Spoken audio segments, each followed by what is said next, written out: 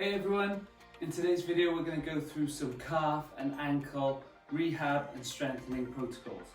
So first thing that we can do is look at your feet. So if you've got stiff, tight feet from wearing restrictive shoes, you can give your feet a good roll on the ball, work bottom of the foot into the heel, and this will really help to loosen the foot and help spread the bones if you've been wearing really tight shoes.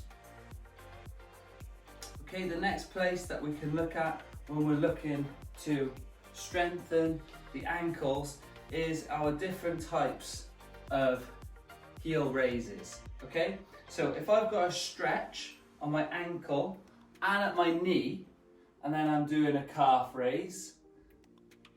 Okay, so this is the outer range calf raise position. So if I'm holding onto a wall and I'm getting a stretch from my ankle and my knee and coming up, I'm working my outer range position because the calf is being stretched at both points. Okay, so depending on where you're at in your rehab or your strengthening phase, this is quite an extreme end of strengthening. So to make it a little bit easier on the calf, we take 1 point away from the stretch. So we'll start with the knee. So to take the knee off, so we're not stretching the calf from behind the knee, we bend the knee and then we can do the heel lift. So we can still get a stretch on the heel by pushing the knee forward. But see how my knee is bent, so the top of the calf isn't being pulled. So now when I do my calf raise, I'm hitting lower down, more towards my Achilles. Now, if this is too much, we can then go into the inner range. So this is saying there's no stretch on the ankle and no stretch at the knee. So one of the ways we can do this is by doing a seated calf raise like this. So as you can see, there's no stretch at my ankle and there's no stretch at my knee. But there's no weight on me, so I can't get much stimulus. I might get a bit of a pump, but there's no weight. So how can we make it more stimulus? By putting the weight on it and then making sure that when we lift, we're keeping the shin vertical.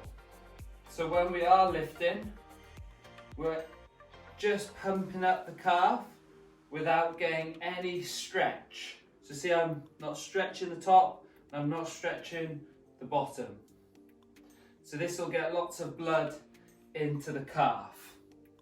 And then we've got to look higher up.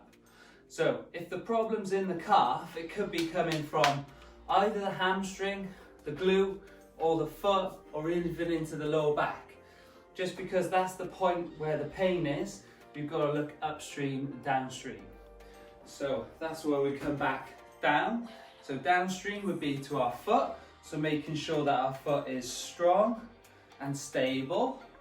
So working your balance like this, so your foot is able to move. So if your foot's able to move and move around like that, then it's not always going to be putting on one place into the calf.